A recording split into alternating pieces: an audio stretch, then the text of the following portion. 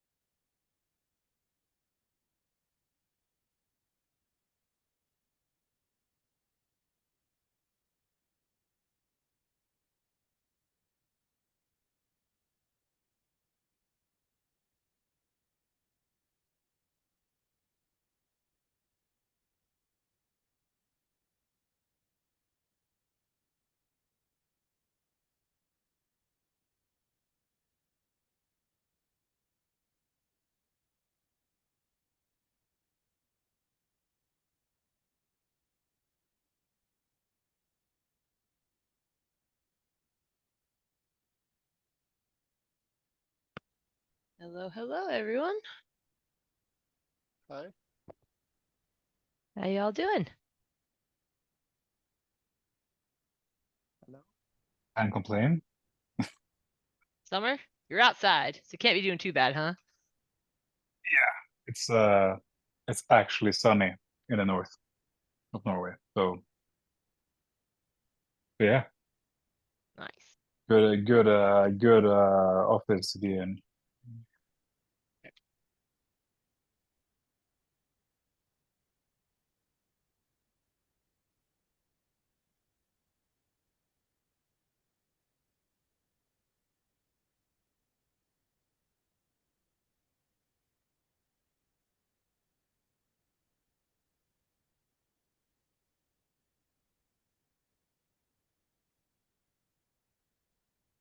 Cool. Another minute or two as people pop on. I realize I haven't been on for a few weeks, but I think there might be some new faces. So as we get kicked off, if you haven't introduced yourself and you're interested, there will be an opportunity to say a quick hello as to what excites you about joining the group. But we'll give another minute or two as people run between Zoom rooms in their remote lives. Should I start? Let's give one more minute. I think we've got at least a Okay. few people still trying to connect up, but we're getting very close. Cool.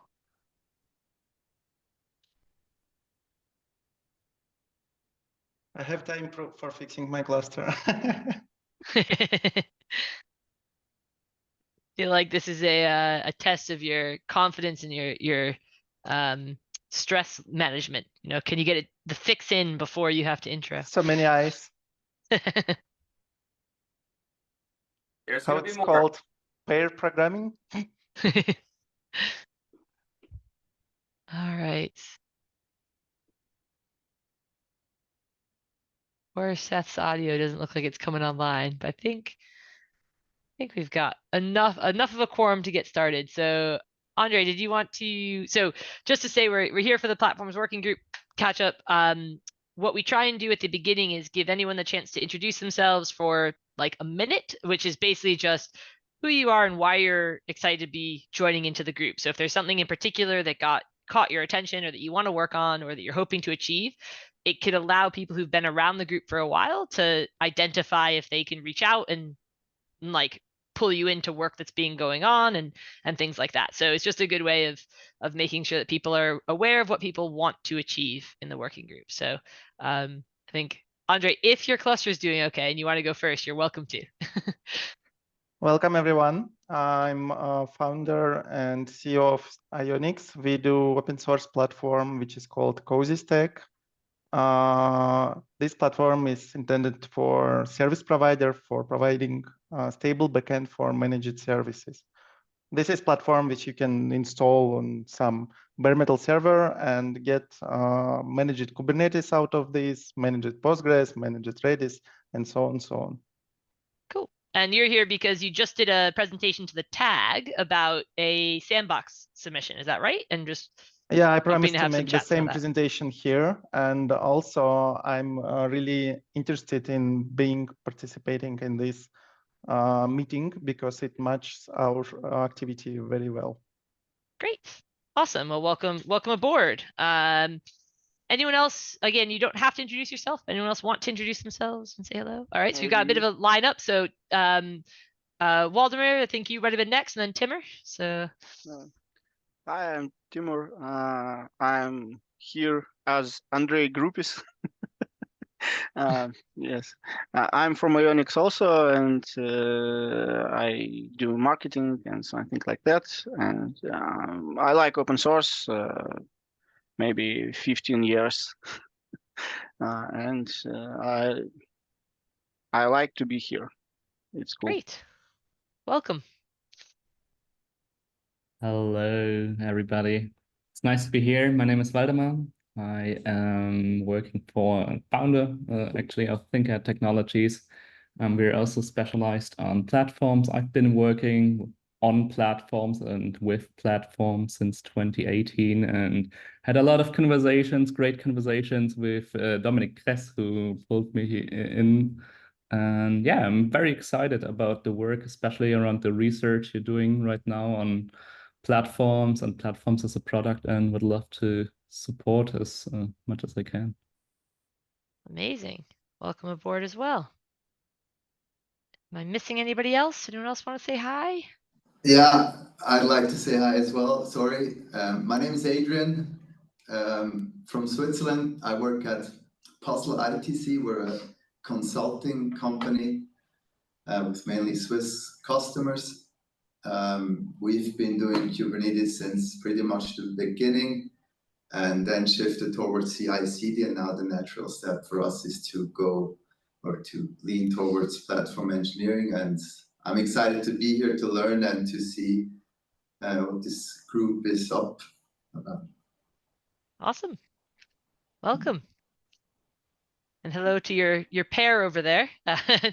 Yeah, that's Falco. He's an engineer. I'm not an engineer, so yeah, when it gets too technical, he's the guy. Awesome. Cool. Anyone else before we move on? Awesome. Well, very nice to have a bunch of new faces, a bit of a mix of experiences and interests and stuff, which is awesome. We do have a lot going on, so we'll touch base on a lot of those throughout this call. So just to say, these calls happen twice a month, and they are a touch base for the larger group. It means that we can get into some level of conversation, but we often don't get quite as deep as we'd like to.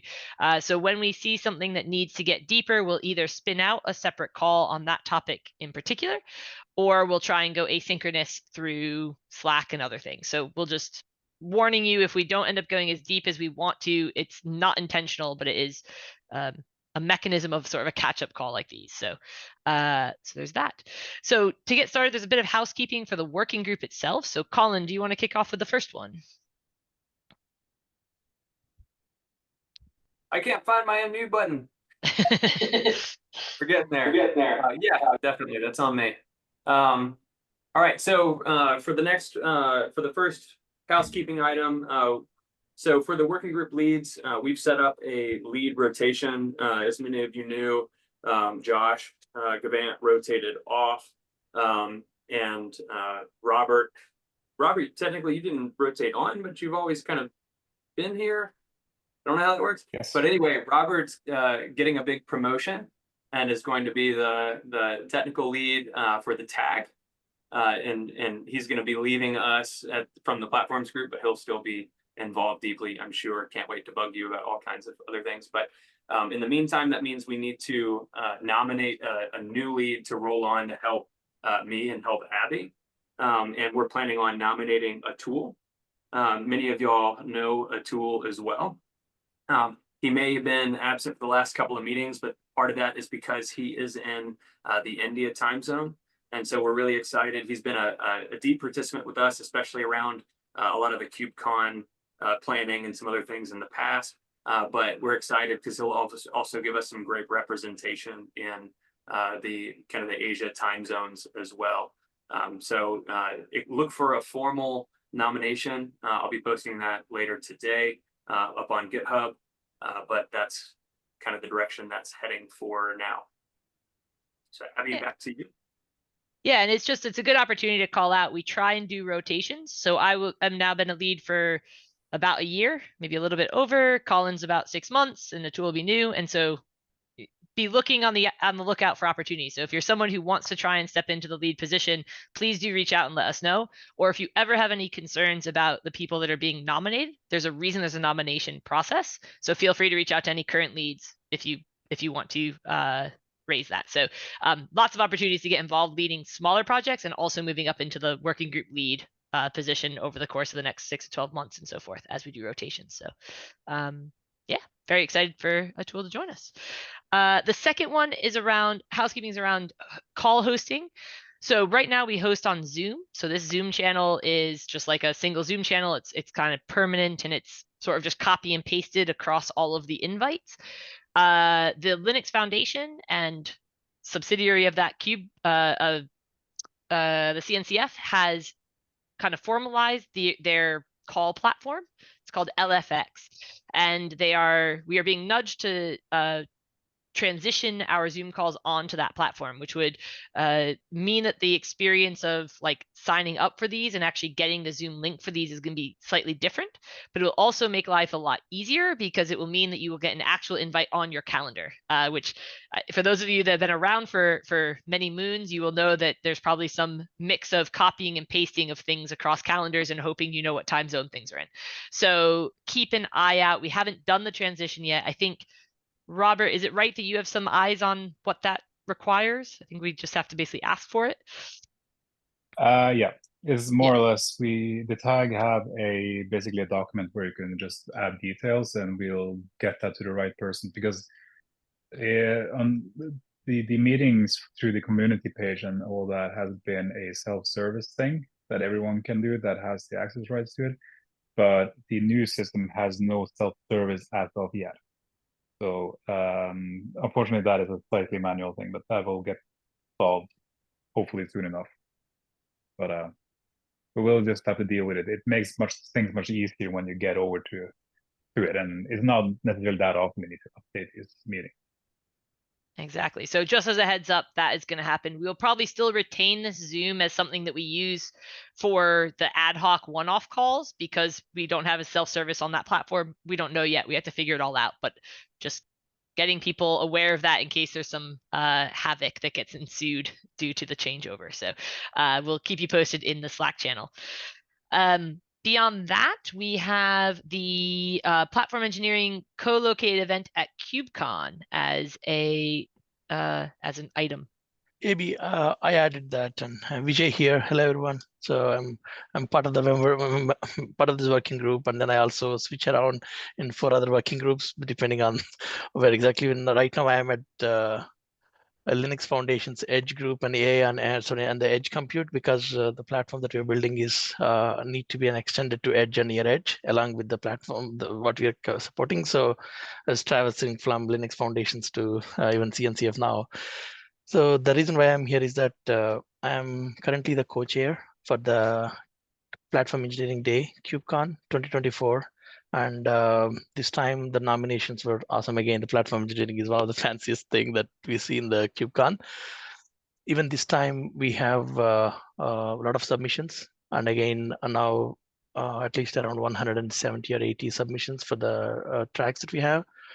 And Linux Foundation reached out to us saying that they're proposing 2 tracks for the Platform Engineering Day instead of like 1 track. Like there's based on submission, they're proposing 2 tracks. But we, as an coach, the way we went through the submission, the whole review process happened, and we were concluding to the level that maybe to maintain the quality of the talks, as well as what is happening in KubeCon platform engineering track. So we are recommending to have only one track for the platform engineering co-located day. The reason is this, right? This year, KubeCon, we are even in the main track, we have a platform engineering focused day. So that means we are already having too much of a platform engineering two different tracks of platform engineering, one at the main KubeCon event and the co-located event. So that's why we are trying to limit it to one day, and we are fitting in as much as possible in that group of 18 slot time various that combine within lightning talks to the regular talks and also group panel conversations. So we are doing our best to accommodate as much as possible in the top 20 of them. The reason why I'm here is that we were able to get in a 10 minutes of time slot for the working group to provide an update on what's going on across the working group, right? And because this working group has a lot of influence, especially like an infra life cycle, and also other new initiatives are being triggered from here. So we wanted to, instead of 5 minutes, we are planning to have 10 minutes of time for the working group to participate, to represent the whole work, what's going on. So the reason why I'm here is that we have already 2 people from here already represented working group in the previous KubeCon and event. So this time we are expecting maybe to diversity as well as different criteria that we have. We're looking for someone that, someone or two who can represent during that working group updates, as part of the working group updates. So that's the reason why I'm here. And I'm going to continue being here because I'm landing back. So that's the whole Awesome. explanation. Awesome. Yeah, I think we're still waiting to figure out what is.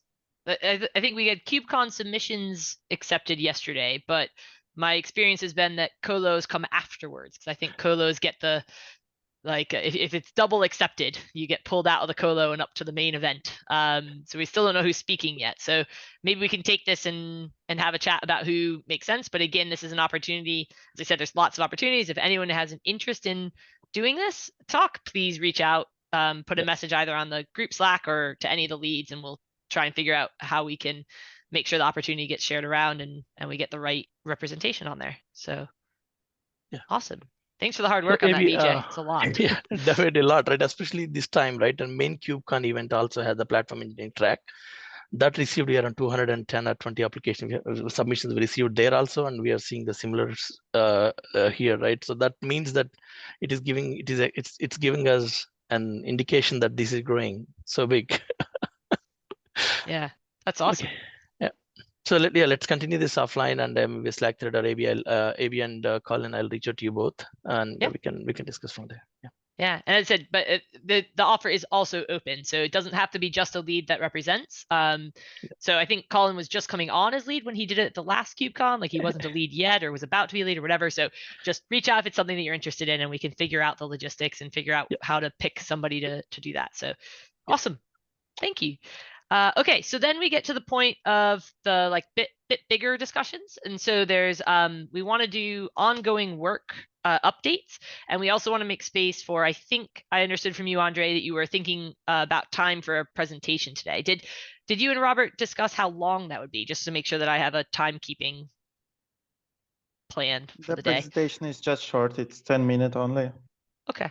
And we want to leave time for, I think the big thing was to leave time for conversation, because you've already done the longer presentation that people could always go watch for the tag. So, all right, so let's say we're going to aim for about 20 minutes on project updates and 20 minutes on Cozy Stack at the end is going to be a soft target.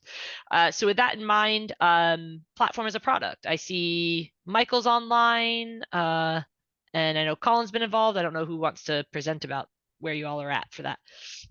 Yeah. Thanks, Abby. I'll try not to eat up too much time. The big thing right now is we have the platform builder script that's been ready for some time. We've been a little slow on getting interviews out. We're still reaching out from the list of participants that have trickled in, like folks who want to be interviewed from KubeCon Paris, and that survey going out a little more widely.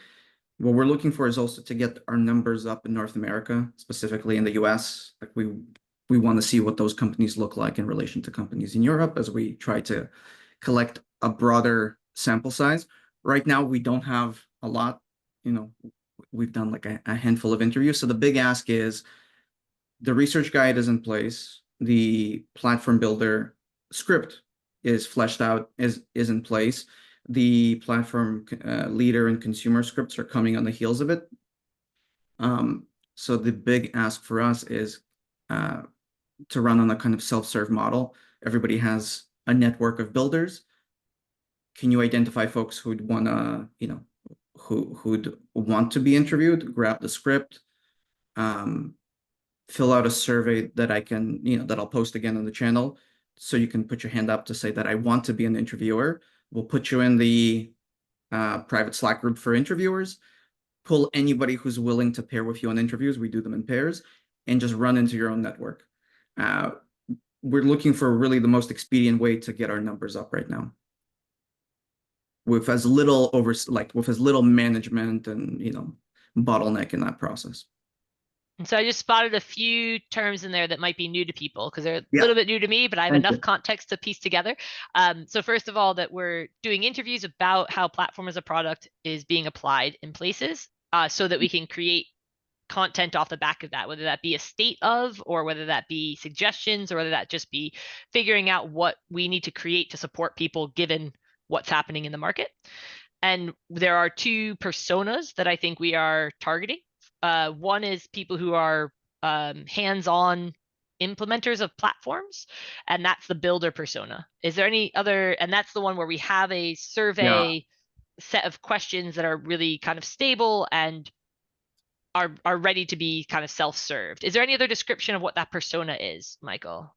Yes, thank you. So yeah, builders is anybody who's kind of hands-on, who can talk about how things happen within the team, like a tech lead, EM, senior engineer, principal engineer, whatever the name is, doesn't really matter. It's what they do, right? So folks in your network who are actually, hands-on day-to-day building the platform, they can answer questions about how they decide what they're going to work on, how they approach the work, those folks. The other persona type is the platform leader. So that's anybody at the level who can talk to how this connects to the core business, right? How does this support our business goals? What are the KPIs around that? How do we resource and budget this work, right? Those kinds of things. How do we collaborate with other teams at the kind of executive or management level to align all of this work, especially as organizations get bigger, to make sure we're all going in the same direction and it's all the most prioritized stuff, or not, as we find out, right? That's part of the work. And then the last persona is the consumer. So if we're talking to builders, a good gut check on that is talking to consumers of the platform. Builders can maybe, we've designed a script to minimize leading them anywhere or asking about their kind of aspirational rosy vision. We want to get at the truth. Another way of doing that is talking to the consumers who can give us another piece of that puzzle. So, if you already have those folks in the same company, or when you interview the platform builder, and this is all laid out in the research guide, before the interview, during the interview, after the interview, one of the things we want to do is ask for referrals. So to a leader in that company, and to a consumer, like somebody in the consuming team. And the idea is, even if you can't then follow through and interview those folks yourself, you can pull people in, or we'll coordinate that from the larger interviewer group. Cool. So Thank you for that. Yeah. And Yeah. I think I think the advice at this point has been, because I know we have some new end users coming into the call today, the advice has been, if you are an end user that is happy to be interviewed, that it's a good idea to get interviewed, and then that be essentially your indoctrination into how this all works as well. Because in order for you not to get sort of like biased as to be interviewed, you should do that first, and then you will have an experience of doing it. And then if you would like to go off and do more of them, if you're an end user and you have no interest in being interviewed because your company doesn't allow it or whatever, or you'd rather interview someone else at your company or whatever, that's also fine. You can jump straight into becoming an interviewer. But I think if you start as an interviewer, it will be a little bit of a poison well to then ask you to be interviewed, just because you will already kind of know what's going on. So yeah, just want to throw that out there for people just in case they have an interest in one or both of those activities. So.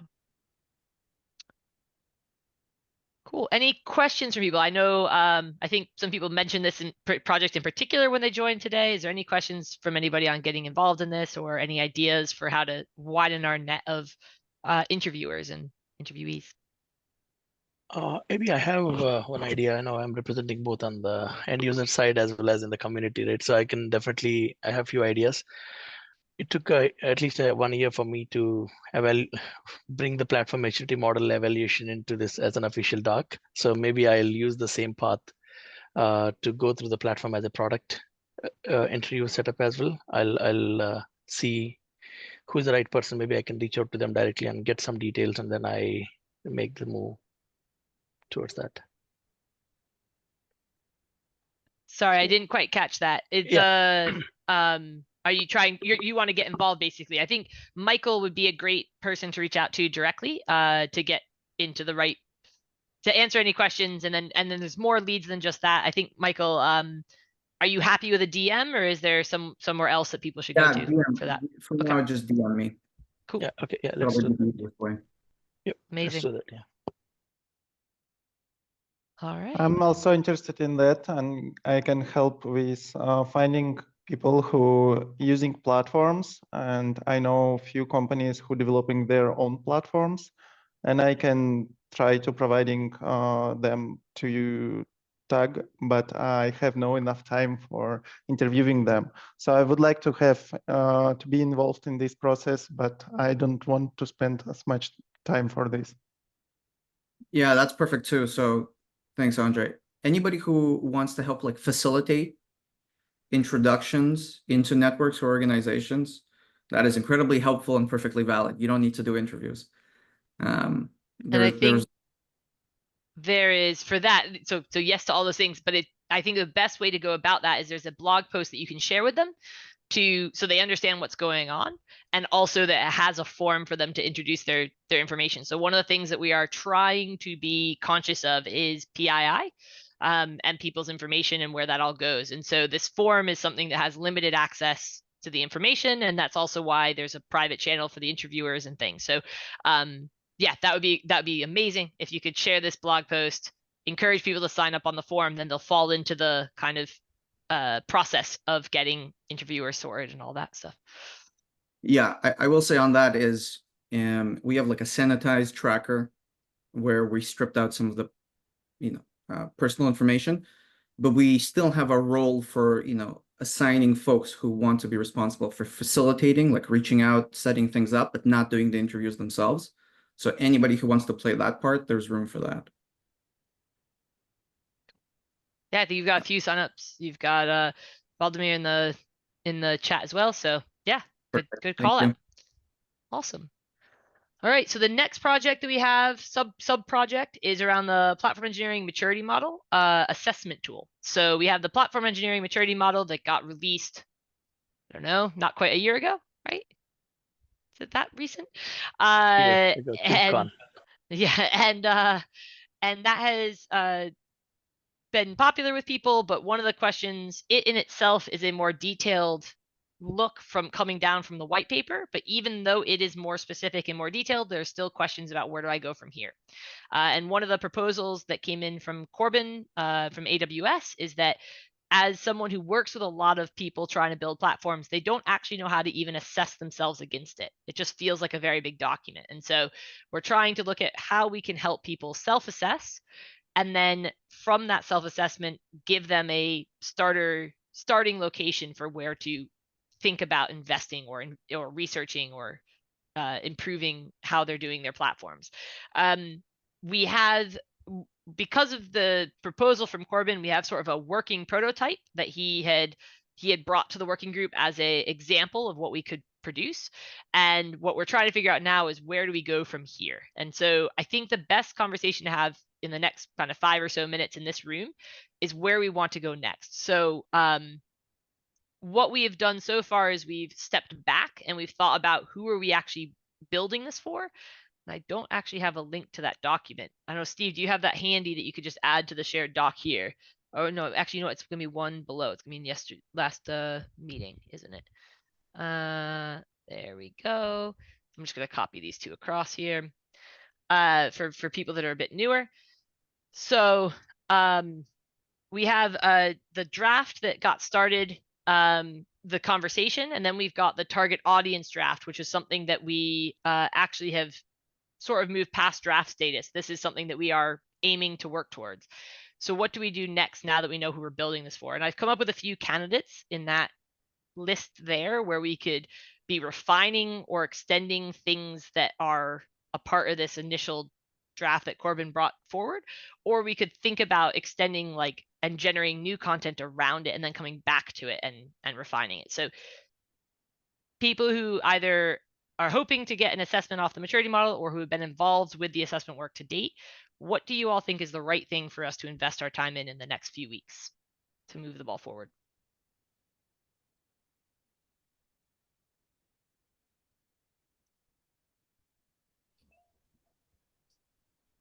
So I'm still interested in seeing the questions, Abby.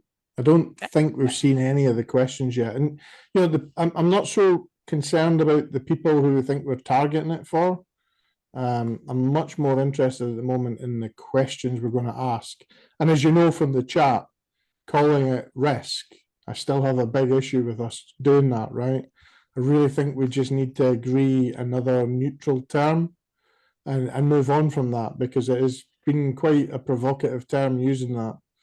There's been some good suggestions in the chat, but I think we, you know, it's not a risk assessment. It's a, you summarized it yesterday pretty well, so just go with that.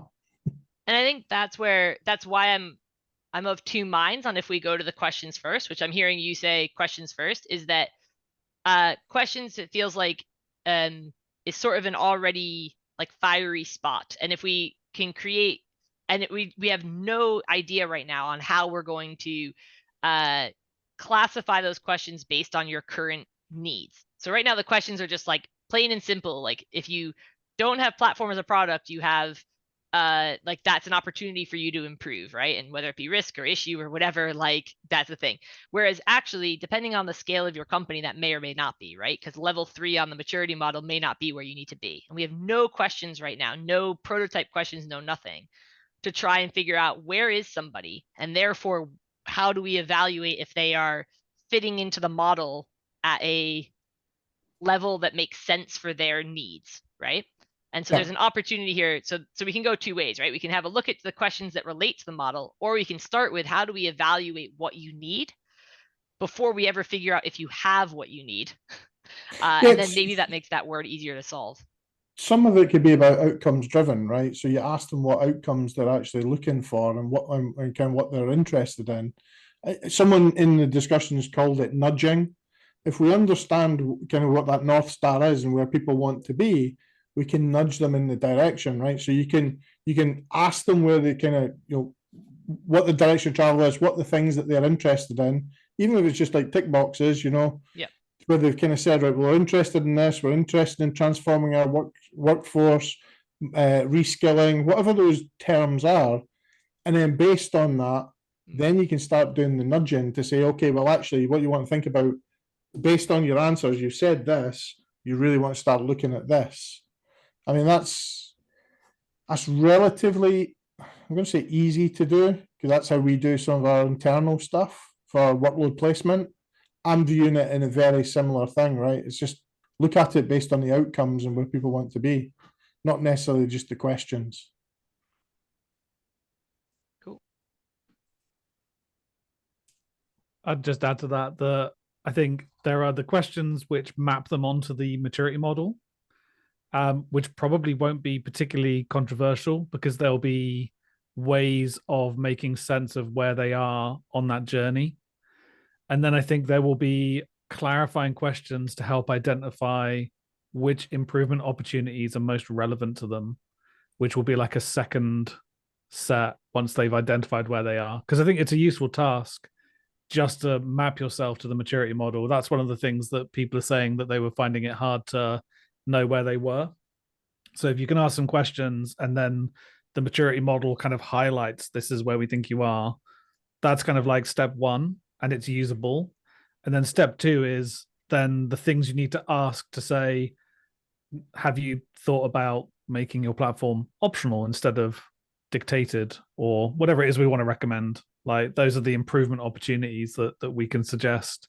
But that's slightly harder because you have to try and work out how you ask them what's painful so that you can kind of give them a prescription. That's interesting, because what I'm hearing from that is the risk term to me would fall into step 2 then.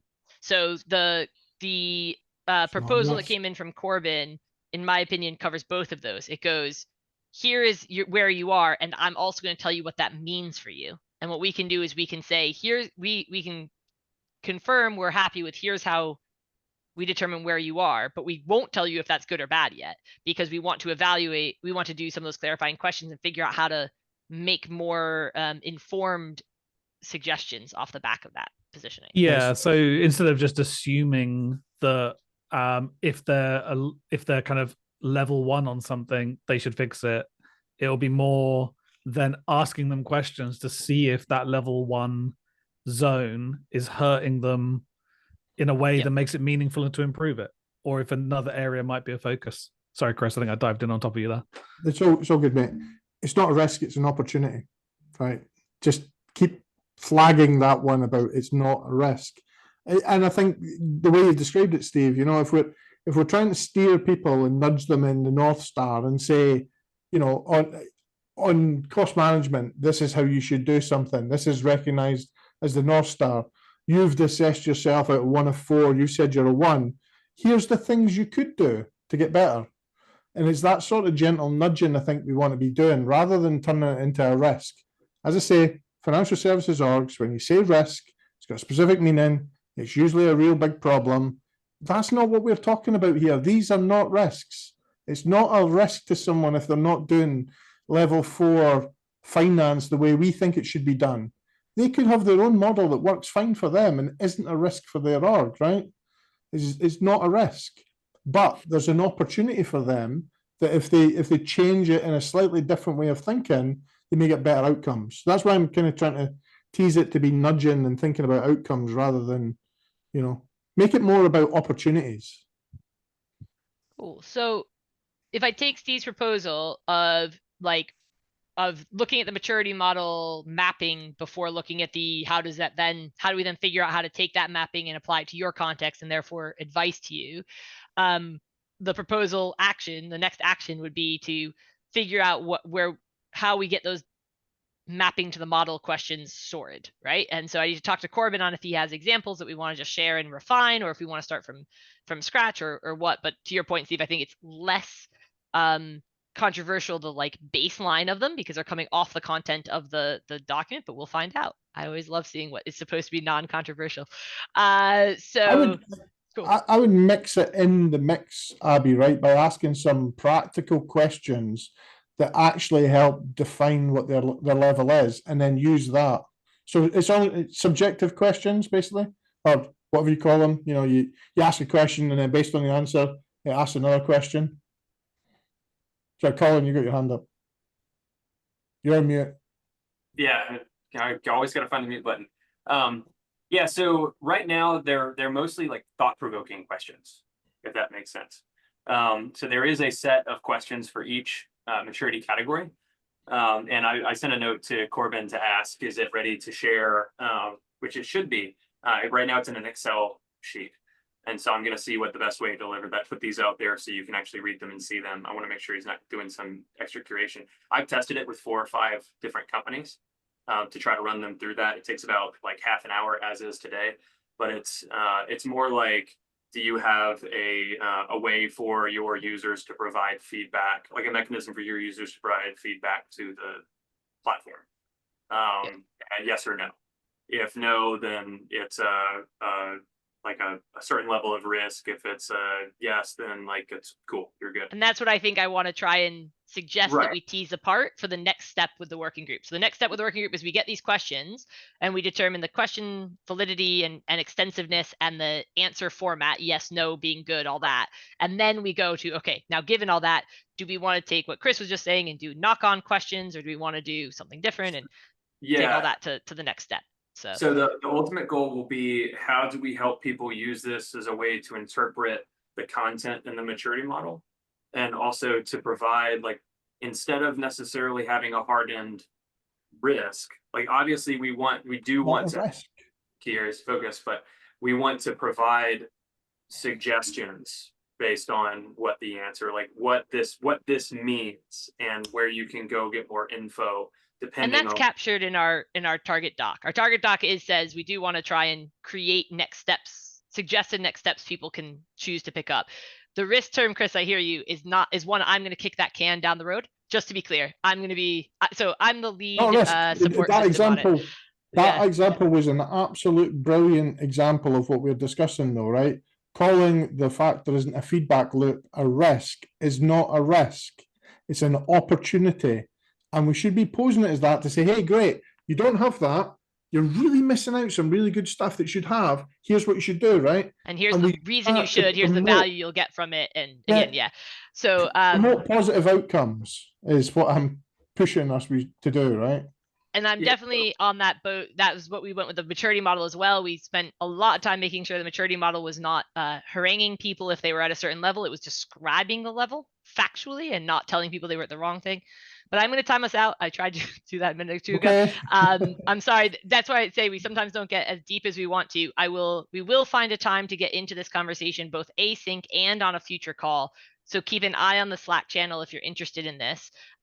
Nothing is booked at this moment, but to Colin's point, we'll reach out to Corbin. We'll figure out what the next steps are. And in the next week or two, we'll try and book something in so that we can have that deeper conversation. I'm glad it's cool. It's this passionate, right? The people are that excited. So that's a good sign for the piece of work. Before, I know I offered you 20 minutes, Andre, give you 1 second to go on the last bullet point here. I do think it's more of an ask than a discussion though, which is, and this comes up quite a lot. So David Stingline, who's deeply involved in the platform as a product work and is nearly always in our calls, so this is one call he had to miss, is doing a presentation about working group and platform as a product and things shortly. And we get these asks quite a lot in our working group Slack channel, like what other talks have we had where this has happened, and who has information that I can pull on, and can I credit some other slides from some other people? So I guess the ask is that if you've given a talk about the platform's working group, or about that you feel like it's deeply tied to the platform's working group work, we need to figure out a way to make those shared if people are interested in sharing them. So for now, there's an ask in our Slack channel. David posted in the Slack channel not long ago. Please just reply to him in the thread with any content that you'd be happy to share with him, whether that be a link to a URL or a PDF or whatever. We will try and figure out if there's a way. I'm going to boot this to the next meeting to have a conversation on if there's a way to track this stuff in a more persistent way, because it does come up fairly frequently that people are like, I'm doing this thing, I don't want to recreate the wheel. What can I borrow from? But the ask to be concrete right now is, if you've given a talk about the platform's working group or about platform as a product, and you're happy to share your content to be referenced by someone else and they can give credit where credit is due, please go post it in a Slack thread where David has started a conversation in our group Slack. Okay. And I'm only 2 minutes over. Those of you that are used to my facilitation, you should be impressed. And pat on the back. Andre, the table is yours. The call is yours to talk about Cozy Stack. And the goal, by the way, team, is to just ask as many questions as we can and give as much feedback as we can as we go. Okay, I'll try to make quick introduction to have enough time for answering the questions. So what we doing here, we do Cozy Stack. This is PaaS platform intended to be installed on bare metal servers. In simple form, we can say that we can transform bare metal servers with no OS installed into intelligent system, which is backed by Kubernetes. It has monitoring enabled and all the features covered by Kubernetes API. We have two types of target audiences. First is service providers, and they usually can use Cozy Stack as backend for their services. This is such companies who usually provide websites, web hosting, databases, and now they got requests that, hey, we want to get managed Kubernetes, for example. or we want managed Postgres, Redis. So they want to become something bigger, for example, ordinary cloud like Google Cloud or AWS, and we can give them a stable backend for such services. They usually already have some billing system. So thanks to Kubernetes API, we can simply integrate in terms just if you need to run some managed service, you just need to put YAML file into Cozy Stack and it will be running. The second target audience is enterprises. They usually use Cozy Stack for their own internal needs for running their projects, but they still need to have multi-tenancy. In case, for example, they need to run a dev, staging, production environment, they can create multiple tenants and still run the same services they get used to use in cloud. The same database as a service, Kubernetes, and just start using it and manage it through the GitOps approach. The platform includes dashboard. This dashboard is intended to use by administrator. It is not intended to give to the users. So administrator can get quick introduction how platform works and how actually use it. Platform already includes some applications, easy to install. So if you need Postgres, you just click and install and put some values there. You can configure those values through the UI, but we prefer API first approach. So we usually say that this dashboard is mainly for understanding how platform works, but you have to have configured proper integration with API or GitOps tooling, and it works just as a charm. The main idea that this platform is easy to install. We base platform on Talos Linux, and we cover all entry infrastructure stacks. So we cover storage, networking, all the operators, virtualization, all of this shipped together and backed by Talos Linux. In Talos Linux, we hardly stick to the specific kernel version, and we also added additional kernel modules like ZFS and DRBD to make storage working. The installation method is pretty simple. So client can run installer, can find their nodes in the node. They still have no OS installed. So it will allow you to bootstrap the system in simple form, like old school Debian installer. You just put network settings, disk to install, and in 5 minutes, you can get ready cluster of Cozy Stack, which already includes Grafana with all the dashboards configured to collecting metrics from these managed services. It includes storage, which supports multiple backends and based on core technologies like LVM, ZFS. And if it's needed, it's also possible to enable replication. The replication is way more faster than other solutions because it works right in kernel. And also we include networking stack based on Cilium and OVN. So we can do multi-tenant networking, which is totally separated from each tenant. So finally, you get the opportunity to run managed Kubernetes, managed databases, virtual machines, load balancers, as well VPN service. We have implementation of HTTP caching service. And yesterday we released also S3 support. So you can get buckets just right off, just running it as ordinary application. If we're talking about Kubernetes, it supports all the features supported in ordinary clouds, like load balancers, ordering persistent volumes, and cluster autoscaling. Databases are implemented using ordinary Kubernetes operators. We just pre-configure them and ship together as system components. And when user ordering new database, it just creates needed amount of YAML files for those operators, but still lifecycle is managed by operators. When we choosing the solution for the storage or for metrics, we also do a lot of research about the performance of such solutions. And we can assure that technologies we use, the more fast and more reliable than other solutions. So for example, here you can see that LeanStore is way more faster because the replication works right in kernel. It's way more faster than Ceph.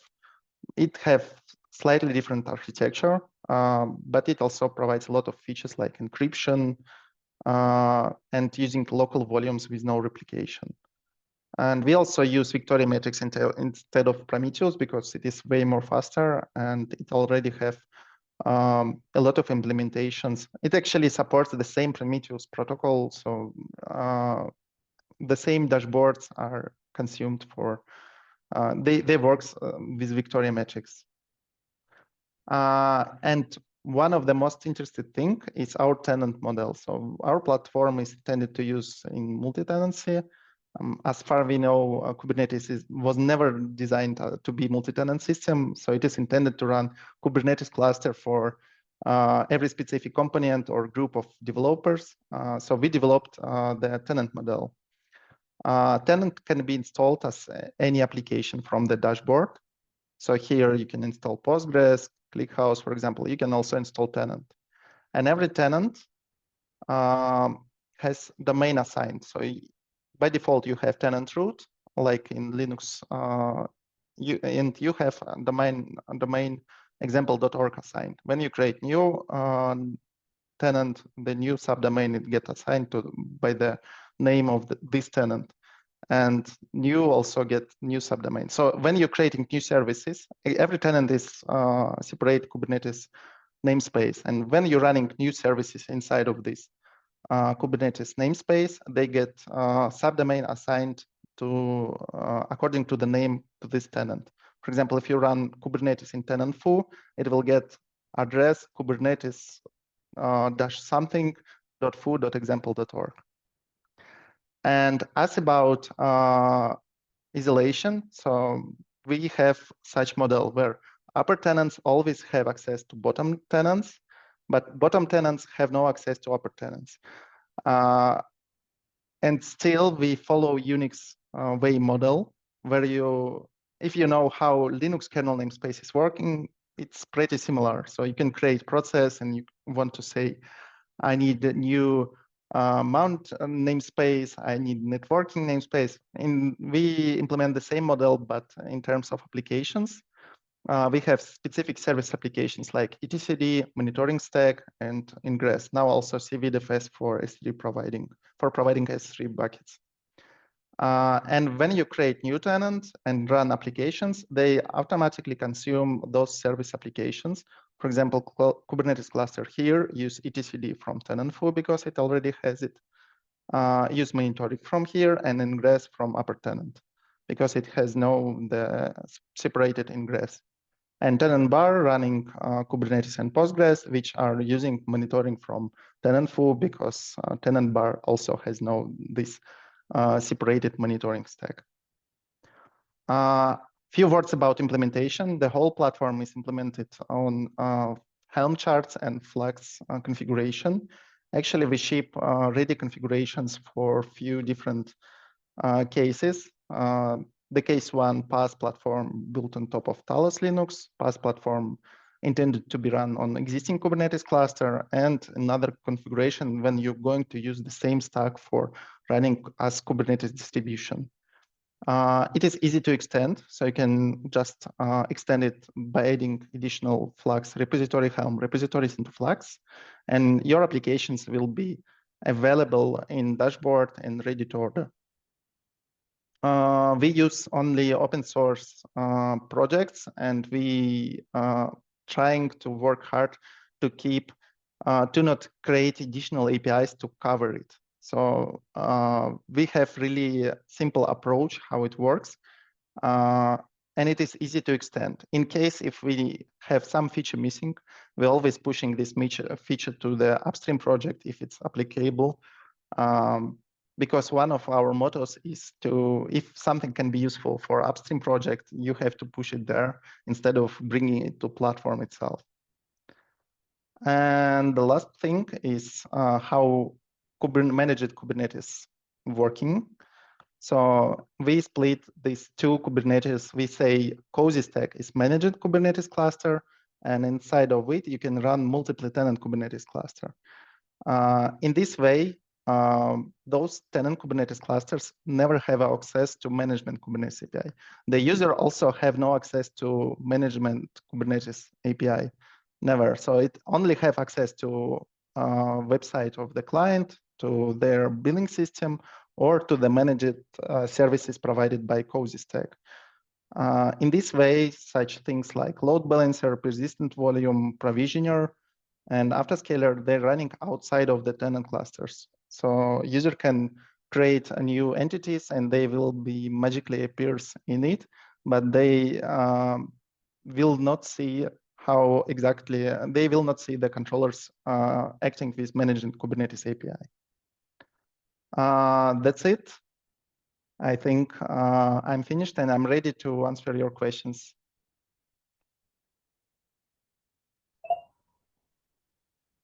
Awesome. So we sometimes do a better job and worse job with hand raising.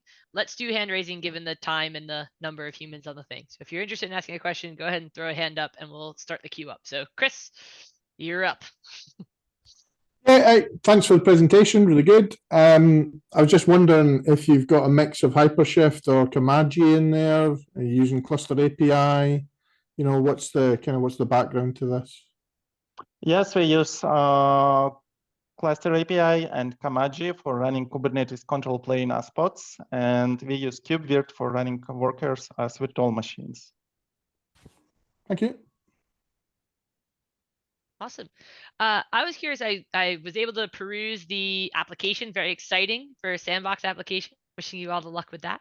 But I noticed you didn't have any overlap that you mentioned with any other projects. And I definitely can squint and see some overlap with other projects. So I was curious if that was something that there were ones you had evaluated and decided weren't actually overlapping as much as you thought, or as much as like a layman might think, or yeah, how you came to that conclusion. I think the main value of our project is to provide ready configuration for all of these components and to make sure that they will be updated all together. When you're applying new version, then all the components will be installed and we testing those components that they will be working all together. This approach is slightly different to other platforms like OpenShift because they are allowing to vendors to provide their software, but they not testing if this software works well with other software. So what we do, we provide configuration where we 100% sure that LeanStore will work and will provision volumes, that not working will work and create multi-tenant networking. And Kubernetes will always be running using Kamaji and KubeVirt. Okay, I think so. I would. Sorry, yeah. I just asked that if you could share more about what tools you have evaluated, because in my again relatively layman terms, like Atomi exists and KubeFirst exists, and there's a few others. Canoe is trying to do something similar. Like they're not all sandbox projects, but in my opinion, there's a lot of projects out there that are trying to do this, and just understanding the where the differentiators are is really helpful just for a fairly muddy scenario for consumers of platforms these days. I will put this link into chat. They're written all the components we use. I can quickly answer. I'll step back from the question, but just to be clear, it has nothing to do with what you use under the hood. It has to do with the user benefit from using you versus using one of those other tools. You skipped that part of the submission, and I was just curious. But I can put the question onto the submission so that it gives you a chance to think about it. You don't have to worry about on the fly answering. Saeem, why don't you go next? Yes, so Andre, I have one question on the multi-tenancy side. You said that the upper tenant has all the visibility about the lower tenant. So ingress is I've spoke to a lot of the organization. The cost of ingress is becoming sometime bloated, and also in the stateful applications where you have to give access to the multiple ingress, multiple tenant, the same databases to connect with. So what was your design principle behind giving access to the upper tenant everything and the lower tenant cannot attract it? Is it about separating the concern? And what is actually the role of upper tenant compared to the lower tenant in the multi-tenancy setup? The main reason for this is to having the single Grafana, which you can create for a group of users and to let them running different services and still see the metrics in this Grafana. We were considering various models of the tenant isolation and found that this model is way more simpler and it can be enabled by just single trigger enable isolation for tenant true, and you will expect what I say. But there's no such any hierarchy or dependency between each tenant. It's just about the visibility. It's not that the upper tenant is actually talking and collecting data and then going back. Because sometimes what's happened is if accidentally somebody broke the lower cluster, then the errors start populating. It's very tough to find where actually the issue was. The only dependency from down level tenants to up level tenants are such service applications. There are 4 of them right now. It is in Drinks Ingress controller, etcd cluster for storing Kubernetes database, and CVDFS for creating S3 buckets and something else, and monitoring stack. Okay. So far, we haven't faced any issues yet with overlapping, and I don't know, actually. We didn't have such cases yet. Yes. So just one final question. Thanks. Yeah. Just one final question. I think during the presentation, you mentioned the Talos Linux. You said we actually adopted it under the hood. So what was the bigger reason behind it? Because there are so many other options available in the market. Our system is updated automatically, and there are not much distros which can be configured with API approach. To configure Talos Linux, you just have to apply one YAML file which describes all of the system. So you can define all the needed parameters there, and then it will be updated atomically. That means that all the kernel modules, they're always different in every distros. We want to be 100% sure that it will be working the same way like we have in dev environment, that it will be working even on different servers in our customers. Thanks, Andre, for wonderful thoughts on this. I think I pass over to next one, Chris. Just gonna call out, we're a minute over, so if you have to run, we'll obviously be getting all this up onto YouTube shortly for the call. And Andre, are you okay to answer the last couple of questions if they're available? Yeah, sure. Okay, great. Then we'll get this loaded if you have to get going, and you can catch back up on the answers on Zoom. So go ahead, Chris. One more thing, if we have a time, I can say that we also not want to hardly stick into using Talos Linux. So we can, the platform can be installed on different distros, and it is possible to install on the same Ubuntu, for example, but the clients should be responsible for updating kernel modules and all of this stack, system stack.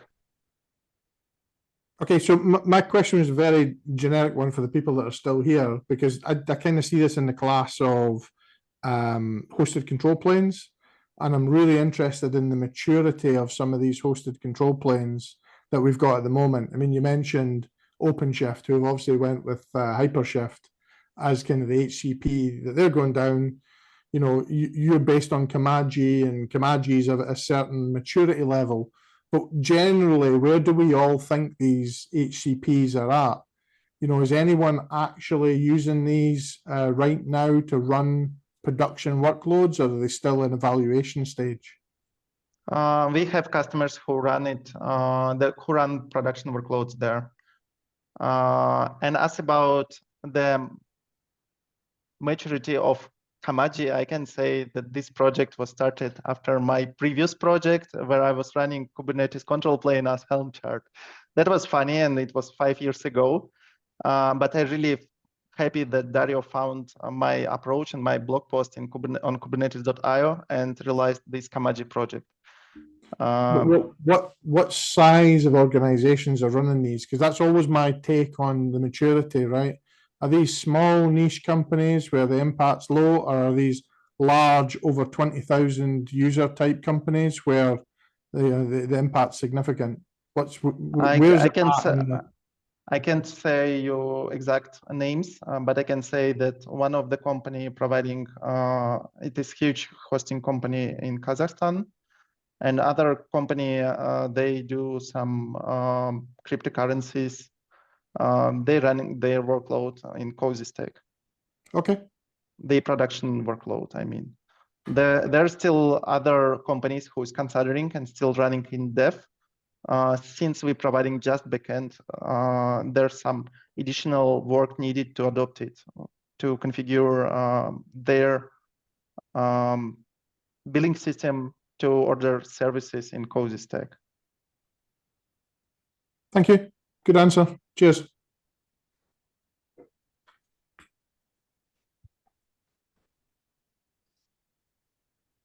Is there only me, right? Yeah, Cool. go for it.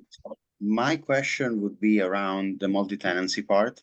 So I see you use the Kamaji from Classics, actually very cool.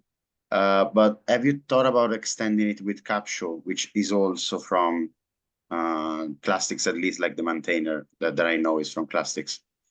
Have you thought about that or not? We thought about this. We had really a lot of cool ideas, but we have no enough resources for now. That's a reason we're trying to get more community working on this project. I can say that we are happy that a lot of people from the community helping us. For example, folks from Flaxcd made a lot of contributions. Some people do forks of this project and do your own Cozy Stack. Actually, we want to provide such framework as core. So we want to move our stack of technologies to separate bundle, which will be developed separately, and to have single core for running all of these services, because it is good framework.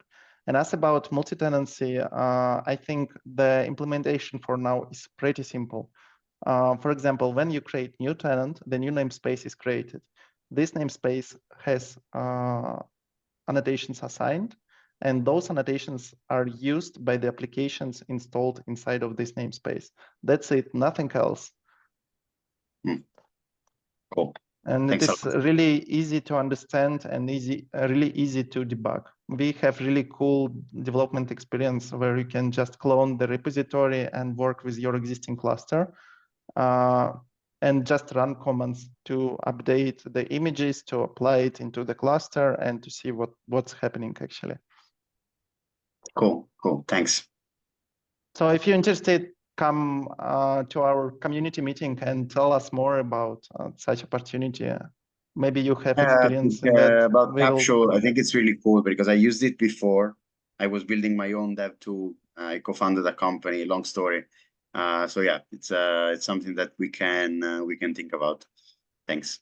You can even contribute it. We are happy for getting external contributions.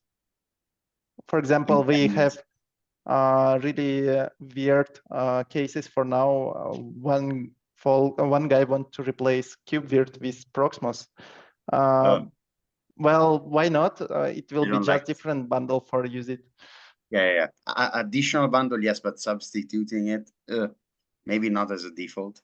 I have my and now comes the challenges with a platform as a service. Okay, so I'm going to recommend that we take these into the community calls as you called for, Andre. I think that's a great shout. There's lots of awesome project calls that this working group members would make great additions to and should join in. I will get the video from this call up on Zoom up on YouTube as quickly as possible, and make sure to link it in for your submission. So hopefully that can get shared for any additional context that people are looking for, which is great. And just want to thank you, because those questions are very wide-reaching. So being able to answer all those on the spot is not easy. And I want to thank you for the presentation and for taking all those questions and even running a few minutes over. So yeah, thank you so much. Thank you too. And thank you everyone else. We'll see you in a few weeks. See you in a bit. Bye.